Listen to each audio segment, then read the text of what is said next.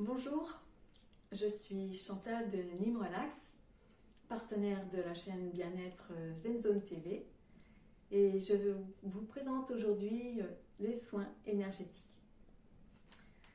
Alors à qui s'adressent ces soins énergétiques? Eh bien toute personne qui se sent un peu lourd, qui a besoin d'évacuer des énergies usées de son corps, qui sent qu'elle a des blocages, voilà, toutes sortes de choses.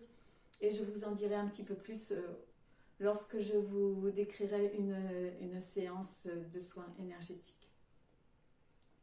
Alors ça peut se pratiquer pour une personne soit en présentiel, soit à distance. Si la séance a lieu à distance, à ce moment-là, eh bien, j'appelle 5 minutes avant la séance donc la personne pour lui demander de s'installer confortablement et de mettre une alarme sur son téléphone au bout d'1h05 environ, parce que le soin dure entre 45 et 60 minutes. Et au bout d'une heure, eh bien, voilà, elle enlève le mode avion qu'elle a mis au départ de la séance pour ne pas être dérangée. Et ensuite, eh bien, je la rappelle au bout d'une heure pour pouvoir lui rapporter tout ce que l'on m'a montré, tout ce que j'ai vu, tous les ressentis, toutes les informations que j'ai eues. Sinon, évidemment, en présentiel, eh bien, tout se passe en direct. Alors, avant chaque séance, je fais un petit rituel dont l'ancrage et la protection de moi-même par l'archange Michael, mais je lui demande également la protection de la personne et notre lien. Voilà, pendant tout le temps de la séance.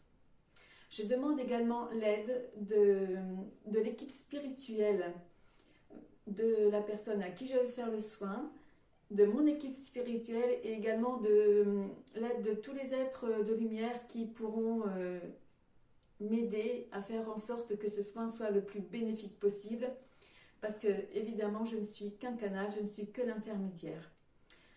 Qu'est-ce que j'entends par équipe spirituelle? Eh bien c'est simplement l'âme de la personne, son moi supérieur, son ange ou archange gardien et ses guides spirituels. Voilà. Donc une fois que tout cela est prêt, eh bien je me mets à la disposition du monde spirituel, des guides de la personne, et donc je leur demande par quel chakra en fait je vais commencer, parce que je fais la tête et tous les chakras du corps. Alors ça dépend en fait de l'état de la personne. Je me mets vraiment à la disposition des guides, donc du consultant.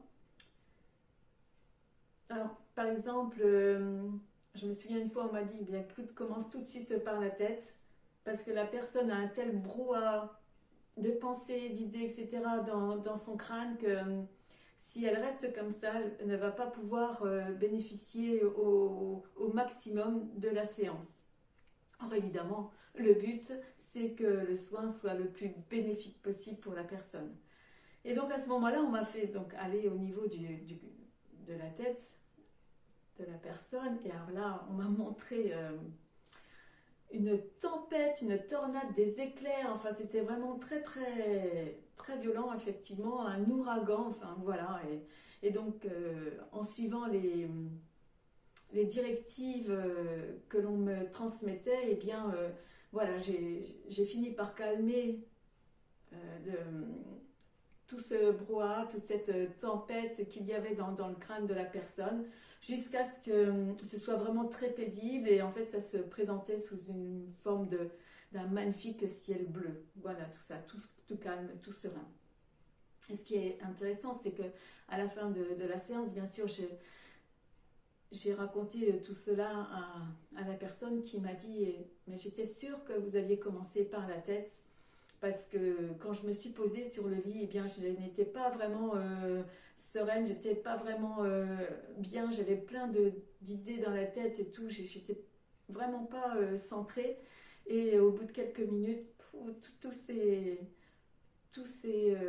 évanoui, et là j'ai pu vraiment bénéficier au mieux du soin. Alors également au niveau de la gorge, eh bien, souvent nous avons des blocages au niveau de la gorge. Ça peut venir de notre toute petite enfance, parce que évidemment depuis notre naissance, en fait, on est formaté. Déjà un garçon, une fille, déjà là, l'air de rien, il y a un formatage. Et ensuite, bien, il y a notre entourage familial, l'école, les amis, la société, bien sûr, le monde professionnel. Et donc, on se forme une image. En fait, on se plie plutôt à l'image que les autres ont de nous. Et on suit des modèles parce qu'on pense qu'ils sont justes pour nous, alors que non, en fin de compte, ce n'est pas nous réellement. En fait, on prend modèle sur quelqu'un d'autre, comme des stéréotypes, voilà, pour être bien dans le moule quelque part. Et donc on a des choses qui restent coincées ici. En fait, notre cœur qui est le siège de notre âme quand même, aimerait s'exprimer, mais il y a toujours souvent des choses qui bloquent ici. Alors on les montre sous différentes formes. Ça peut être sous forme de terre vraiment compactée, ça peut être sous forme de fumée très compacte, etc. Donc on me demande de nettoyer à ce niveau-là pour que les paroles puissent s'exprimer d'une façon beaucoup plus fluide, et les paroles qui viennent de notre moi intérieur, quoi. Voilà. Au niveau du cœur, eh bien, ça dépend. Il y a des fois, il y a des... Je veux dire, on me demande de mettre le cœur, de l'entourer d'amour inconditionnel pour qu'ils se sentent vraiment en sécurité. Et une fois, je me souviens, donc le cœur de la jeune femme était très tuméfié. Je le voyais, on me le montrait, mais vraiment, il était très tuméfié. Et à ce moment-là, eh bien, c'est l'archange Raphaël qui a glissé ses mains en moi. En tous les cas, c'est la visualisation que j'ai eue, et qui glissait ses mains en moi, et à travers mes mains, eh bien, à soigner, voilà, le cœur, de façon à ce qu'il redevienne tout beau, tout lisse, et ensuite l'entourer d'amour inconditionnel pour que voilà, il retrouve sa pleine santé. Également, en parlant de l'archange Raphaël, il arrive qu'il y ait des blessures, et je me souviens d'une dame qui avait mal à l'épaule et qui ne trouvait pas pourquoi. Donc elle avait fait des examens, etc., pour voir si elle avait quelque chose ou à l'épaule, ou est-ce que c'était les poumons, ou enfin voilà, pour savoir d'où venait cette douleur. Et en fait, ils n'ont rien trouvé du tout. Et au cours du soin énergétique, en fait, il s'est avéré qu'il s'agissait d'une ancienne blessure, une blessure qui venait d'une vie antérieure, et qui l'avait marquée au niveau énergétique, bien sûr. Et donc elle avait ramené cette blessure qui avait été faite par une flèche ou un couteau, je ne sais plus. Elle avait ramené cette blessure dans cette vie-ci. Et du coup, au niveau énergétique, ces cellules ne pouvaient pas se souder, se rejoindre. Et donc l'archange Raphaël, pareil, il est intervenu pour pouvoir nettoyer cette blessure énergétique de façon à ce qu'elle disparaisse, et que les cellules puissent à nouveau se reconnecter entre elles. Et la douleur a disparu d'ailleurs par la suite. Au niveau du plexus solaire, eh bien c'est pareil, on me montre beaucoup de choses, c'est quand même le centre émotionnel, et donc il y a pas mal de choses qui se passent, comme une fois on m'a montré par exemple, comment dire, c'était comme une sorte de marée noire sur une plage. Et donc il fallait enlever les plaques de goudron. Les plaques de goudron, en fait, elles sont épaisses, elles sont grasses, et elles ne pénètrent pas réellement profondément dans le sable. Donc il fallait enlever, voilà, tout ce qu'il y avait dessus, pour que la plage, le sable soit à nouveau beau et propre. Et la personne, quand je lui ai dit cela, eh bien, elle m'a dit qu'elle, à son niveau, elle avait l'impression qu'on lui enlevait des plaques de pétrole sur tout le corps. Donc elle a eu la même vision, ce qui est intéressant. Bon, il y a aussi d'autres visions. Une fois d'ailleurs, j'ai également, je me souviens avoir vu une petite fille de 5 ans qui était toute apeurée, et qui qui tenait un petit nounours dans ses bras. Et il y avait à côté le mot insécurité qui m'est venu 3 fois. Et j'ai entendu le mot déraciné. Et furtivement, j'ai vu un profil d'homme et un profil de femme comme s'ils se disputaient. Mais c'était extrêmement furtif. Du coup, je n'étais pas sûre de moi. J'ai eu un sentiment comment dire, de divorce. Mais bon, c'était tellement furtif que j'étais vraiment pas sûre de moi. Et quand je l'ai rapporté donc à la personne qui avait plus de 60 ans, donc là c'était une petite fille de 5 ans, elle m'a dit qu'effectivement à l'âge de 5 ans, ses parents ont divorcé, elle vivait dans un pays, celui de son père, et sa mère était originaire d'un autre pays. Donc ils sont tous retournés, donc la maman et les enfants retournés à vivre dans le pays de la maman. Et cette petite fille-là ne connaissait pas la langue, et effectivement, elle était complètement déracinée. Changer de pays, de maison, d'école, puis ses amis. Donc elle ne connaissait pas la langue et elle a été perturbée pendant de nombreux mois en fait. Et visiblement, ça a continué puisque si ces guides spirituels ont pris la peine de me montrer cette blessure, c'est que le soin énergétique peut aider à comment dire, à apaiser cette souffrance, mais c'est quand même quelque chose qui est vraiment assez pointu, on va dire, vraiment là, bien ancré, et ça peut nécessiter une séance supplémentaire, et c'est pour ça d'ailleurs que j'ai souhaité me former à la libération de l'enfant intérieur, mais également karmique et transgénérationnel, pour lorsqu'il y a besoin, eh bien, aller plus loin pour vraiment nettoyer les blocages émotionnels. Une fois également, je me souviens au niveau du chakra sacré, c'était intéressant également parce que en fait, j'avais aucune visualisation. C'était simplement, j'avais uniquement le mot rééquilibrage. J'étais étonnée de ne pas avoir de visualisation, mais bon, rééquilibrage, ok. Donc j'ai suivi ce que me disaient les guides, le monde spirituel, pour rééquilibrer donc, au niveau du chakra sacré. Et puis à la fin de la séance, lorsque j'en ai parlé à la jeune femme, elle m'a dit ah oui, bon, c'est tout quoi. Et quelques semaines plus tard, elle m'a rappelé en me disant bien en fait je suis enceinte. Et j'étais enceinte au moment de la séance, seulement ça faisait pas longtemps.